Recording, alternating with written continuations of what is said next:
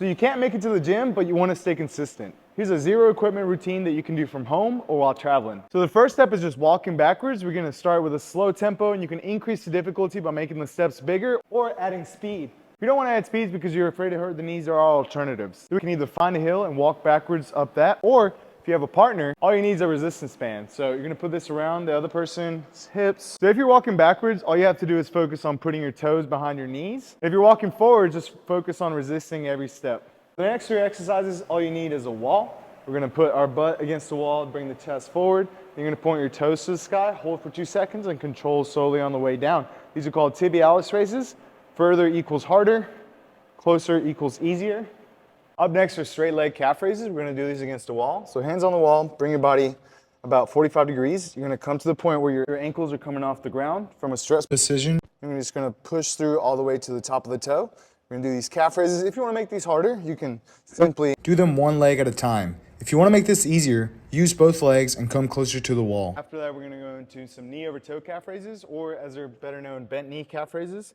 These are simple and they work your soleus muscle, which is the muscle that we need for balance. So getting really strong here is important, especially if you want to be active in your later years. And again, here we're going to go one leg to make it harder, and then just simply bend the knee a little bit less if you need to make these easier. Start on flat ground with the reverse step ups. These are great for improving your knee ability, but if you're lacking balance, you can always use assistance with your upper body, either one or two hands. If that's too much weight on one leg, we can even just start with double leg and knee bends. But this actually scales even more by adding elevation. So if you don't have something that you can use for elevation at home, you can simply do this off of a set of stairs, working all the way up to 6 inches. Then you can even make this more difficult by adding weight. But because we're doing this while traveling, you can do high reps on these step ups, focusing on whatever ability you can do with perfect form being keeping the back completely straight, only bending right here at the knee without reaching forward. So next are the ATG split squats. We can do this with a chair at home. Coming all the way forward, trying to get complete hamstring over calf coverage before coming up. So anybody can start using a chair and upper body assistance, and then from there you're gonna progress to lowering the front foot elevation, always working towards perfect form. Again, completely covering the hamstring over the calf, back completely straight. This rear leg, you're trying to keep that as straight as possible by squeezing the glute, coming out. With these, you're getting quite a big stretch on the hips. You're also strengthening the knees one leg at a time. You can progress these on the stairs if you don't have something to elevate the front foot like this, but slowly over time, you're gonna be working towards lower and lower elevation until you can do these on flat ground. And this means that your hip flexor is long enough and then your knees are strong enough to hold this position. Next, we're gonna go into heel elevated squats. We're elevating the heels to focus more on the quads.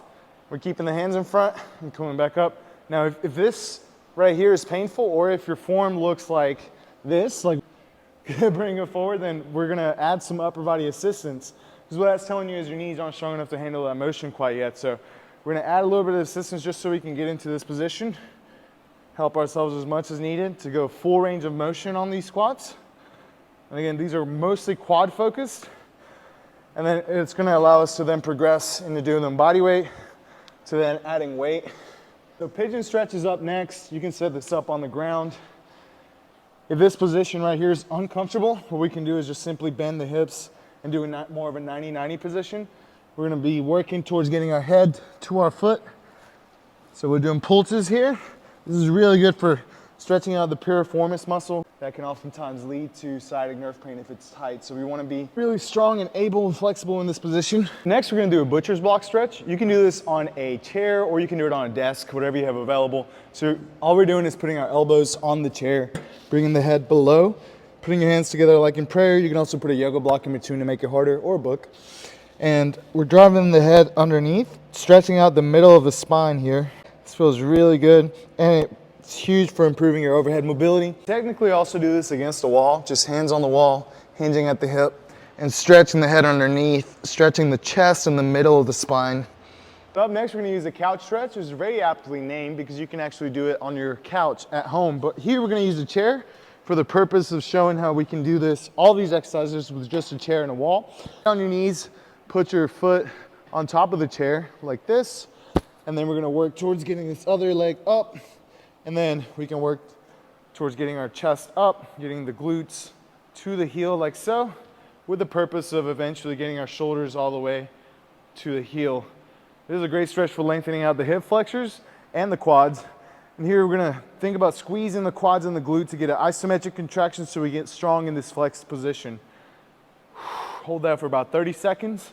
It's a game changer for getting rid of hip pain, lower back pain, because oftentimes those hip flexors can cause tightness to where we can't even stand up straight. So the quads being stretched, tug down, the hip being extended, tugs up, does a tugging effect on the hip flexors. And last but not least, we're gonna do elephant walks to stretch out the hamstrings. This is a great position also because you get more used to being in that flex spine position. We're gonna do so in an assisted manner first. So lengthening out one hamstring at a time. We're putting all that weight on one leg each time that we swap. So be really mindful of it. You don't wanna push this stretch too far, but whatever you can do with assistance, you can then start lowering until you can get to hands flat on the ground like this, flexing quads one at a time.